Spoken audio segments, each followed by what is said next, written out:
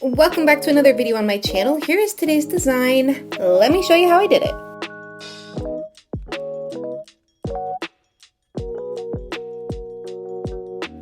My model today is my mom. She just got back from Florida from a vacation, and so we are removing her ombre set and we are going to do another ombre set. However, this time instead of being a pink and white, we're going to do a really subtle but very pretty glitter fade. We will first begin by removing all of her old color, and we're going to remove a little bit of bulk. Now I am switching her over from the American Creator Framework Gel, which is a grape gel, to the, I bet you can't guess, sugar and cream hard gel in a bottle. Just because I enjoy working with it so much. It has nothing to do with how good or how not good American Creator is. For the record, I really enjoy using it, but so far nothing holds a candle to the sugar and cream hard gels.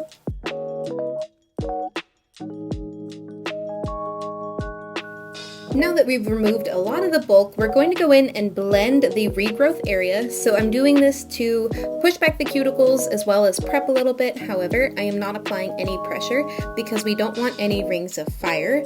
For what it's worth, I am using this sanding band at 4,000 RPMs, and then that carbide bit I was using at 25,000 RPMs.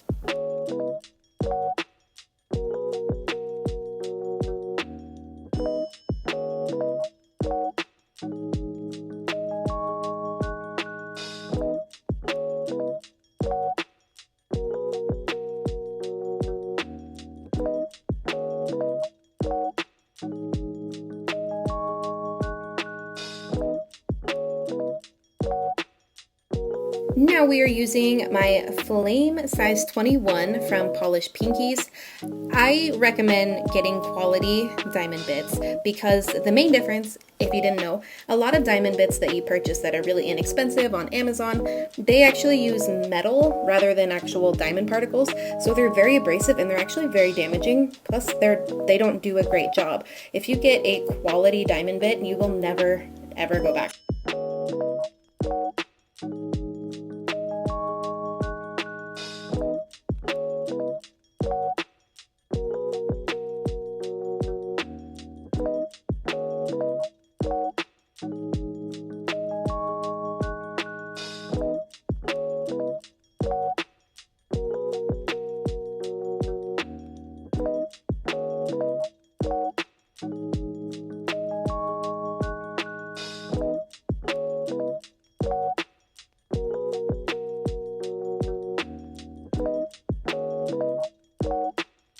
Now that we've used the other bit to exfoliate that cuticle that's overgrown onto the nail plate and push up any non-living tissue, we're going to exfoliate it away using the Stylix Pro ball bit in the Grit Fine.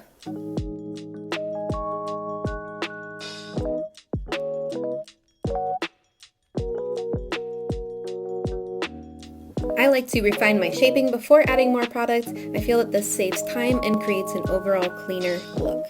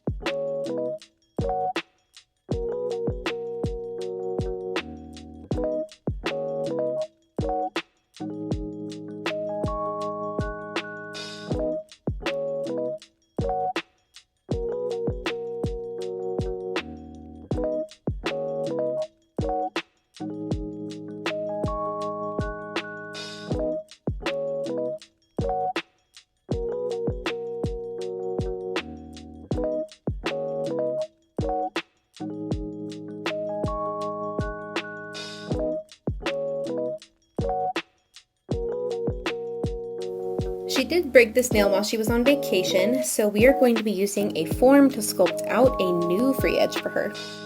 Now that we have everything shaped, I'm going to be using this Lash shampoo brush, and I'm going to just use it to clean up any remaining dust and debris off the nail. I'm using this with 91% isopropyl alcohol as our dehydrator. We're going to be using these forms from Venus Professional. You can find these on Amazon. I like to use the center tab to create a little bit more stability in the form. I then pinch together the end and open up the cuticle area. I always struggle with that part. Now we're going to be putting it on her finger. My mom broke her finger recently, and it's a little bit crooked and it's still quite a bit swollen. So if the form looks crooked, that's because it is at the bottom of her nail. What I'm doing is aligning it with that first, actually the second knuckle. That way it looks straight in comparison to all of the other nails on her hand.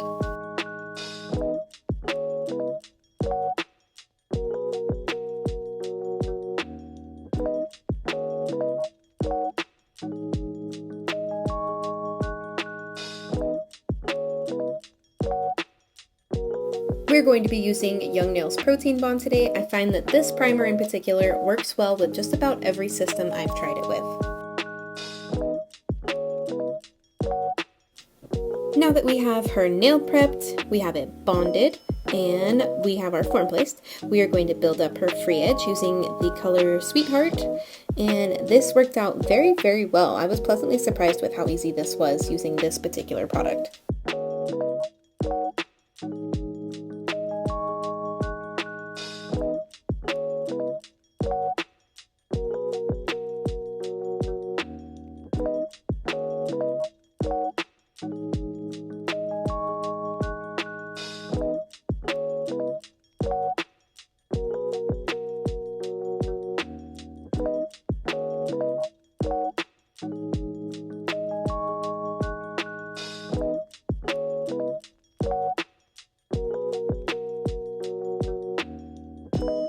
I always make these nails longer than they need to be because it's much easier to remove product than it is to add it.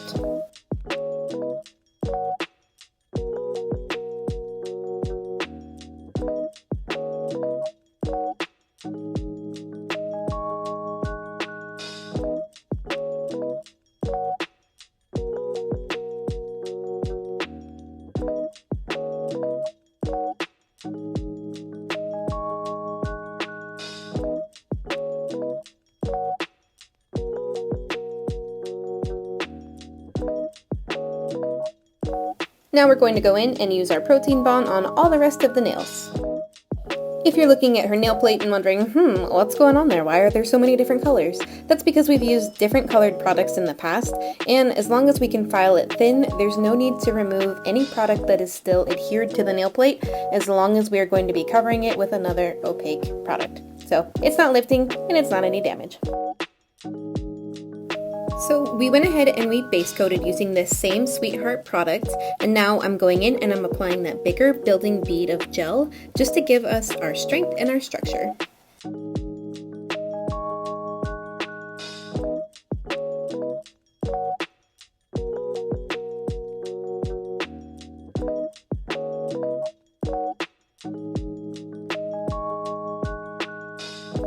Alright, now we're back to that finger that we formed. I removed the form obviously, and we are going in and adding more product. Now because this nail is being built up, there was no other product on it, it will require a bigger bead than the other nails that we were just simply filling.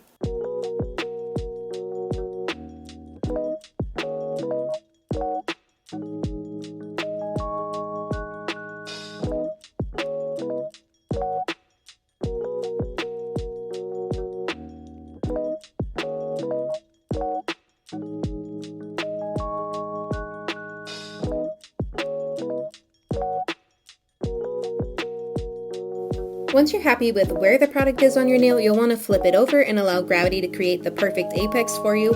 Once you're happy with that, you'll go ahead and give it a full cure.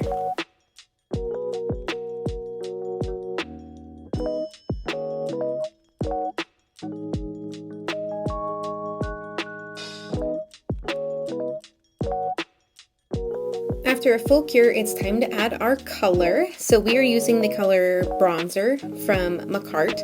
This is a really pretty glitter and it fades very, very well.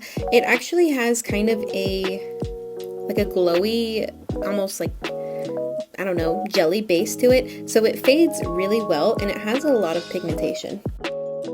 I'm using the Fenixx Nail Co brush to blend this. This is the best ombre brush if you ask me. I've tried a lot of others and this one just works.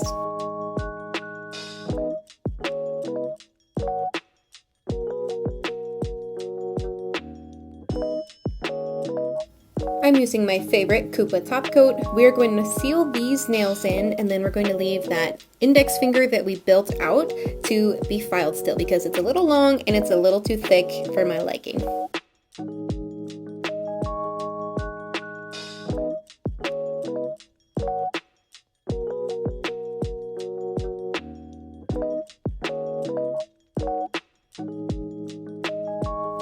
Once our top coat has had a full cure, we are free to remove this dispersion layer and file.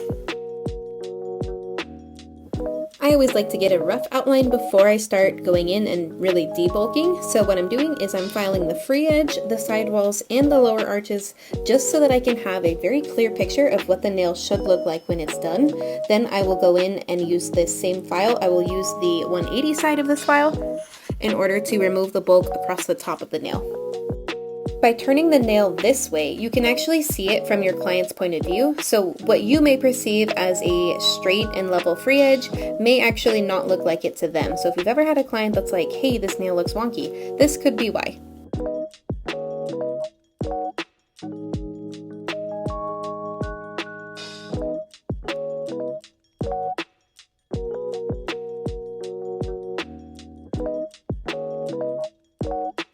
As you can see, it's a little heavier on that one side, so we're going to use the 180 side of our file just to remove that bulk and make sure that everything is nice and tight and clean.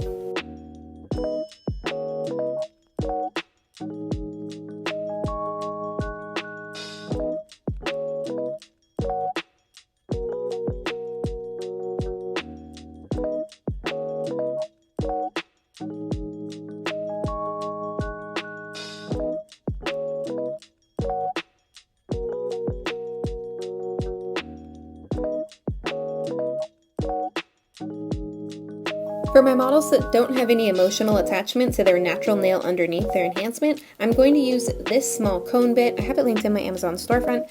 I like to use this to clean out any debris and any natural nail that is separated, as well as make sure that the nail is an even thickness all the way throughout and that it's not too bulky to begin with.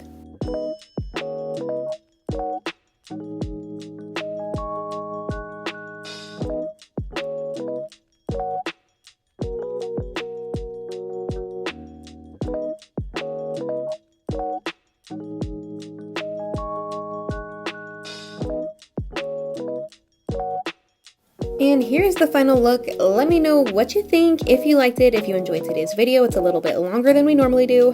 And if you did, go ahead and give me a comment and like and subscribe, and I will see you tomorrow.